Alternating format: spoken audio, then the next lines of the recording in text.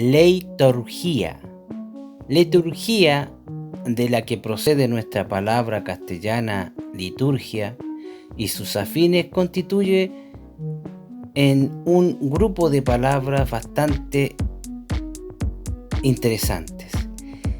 En el griego clásico y en el helenista, estos recorren 4 etapas en su significado. El primeramente, liturgia o liturgein, del verbo significó prestar voluntariamente un servicio a la patria o asumir por determinada propia voluntad alguna tarea para servir a la nación.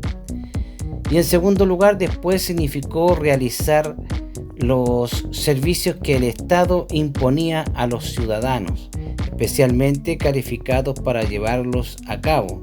Las tareas eran las mismas, pero ahora, en vez de ser voluntarias, eran desempeñadas por fuerza. Ciertos deberes estaban reservados para los ciudadanos que poseyeran más de 3 talentos, es decir, unos $800 aproximadamente.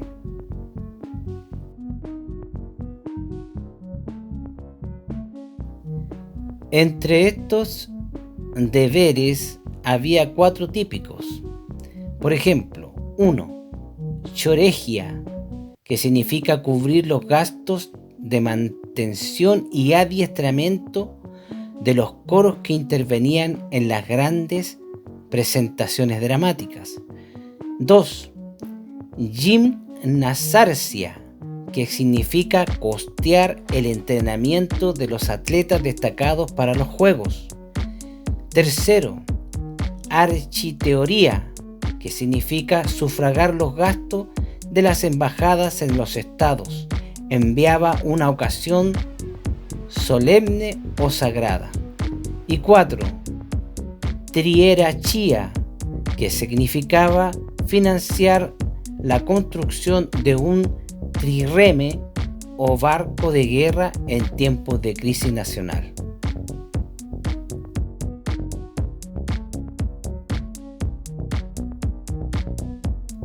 Aún después, especialmente en Egipto, casi todos los cargos municipales eran liturgiae. El Estado acogía a un hombre y, de acuerdo con los dones que tuviese, le obligaba a servir a su ciudad o a su país. Más tarde, liturgein llegó a describir cualquier clase de servicio.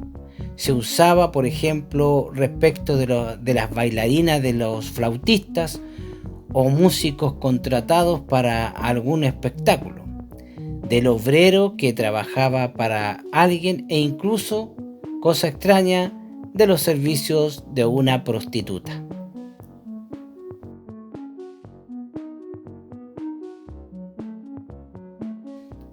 En tiempos del Nuevo Testamento, liturgein era la palabra regular para describir el servicio que un sacerdote o un siervo prestaba en los tiempos de los dioses. Así leemos en de Tawes o Taus, los gemelos que sirven en el gran templo de Serapis en Memphis. En el Nuevo Testamento estas palabras tienen 3 usos principales. El primero se usa respecto del servicio que un hombre presta a otro. Pablo, cuando se le encargó llevar la colecta a los santos pobres de Jerusalén, emplea liturgein y liturgia con referencia a ello. Esto en Romanos 15, verso 27 y 2 de Corintios 9:12. Las usan en conexión con el servicio que le prestaron a él los filipenses y Epafrodito. Filipenses capítulo 2, versos 17 y 30.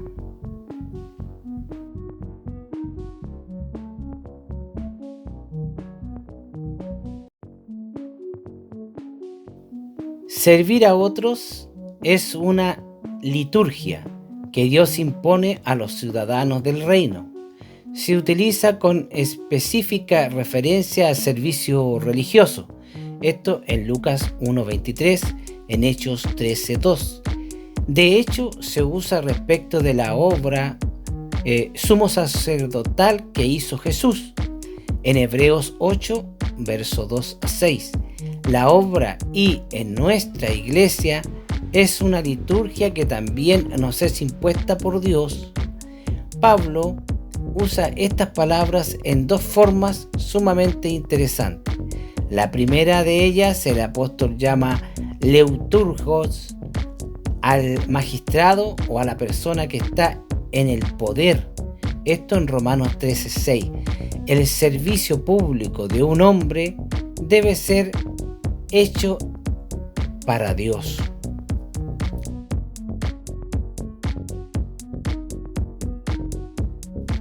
En segundo lugar, Pablo utiliza esta palabra respecto de sí mismo cuando se llama leiturgos de Jesucristo a los gentiles. Esto en el libro de Romanos, en el capítulo 15, verso 16.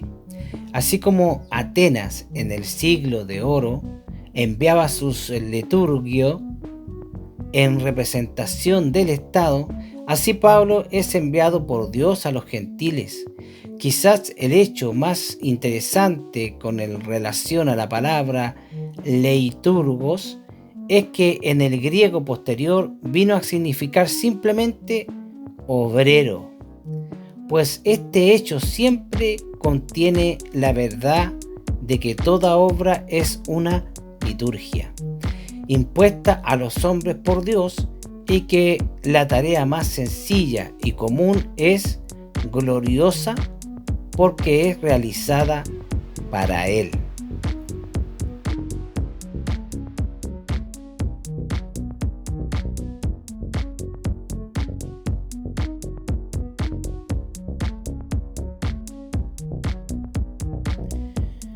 Lo realmente importante de liturgia es que tiene un doble trasfondo.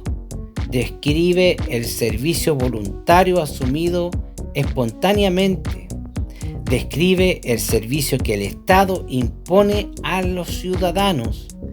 Y el cristiano es el hombre que trabaja para Dios y para los hombres. Primero, porque lo desea de todo corazón, y segundo, porque es compelido por el amor de Dios que lo constriñe.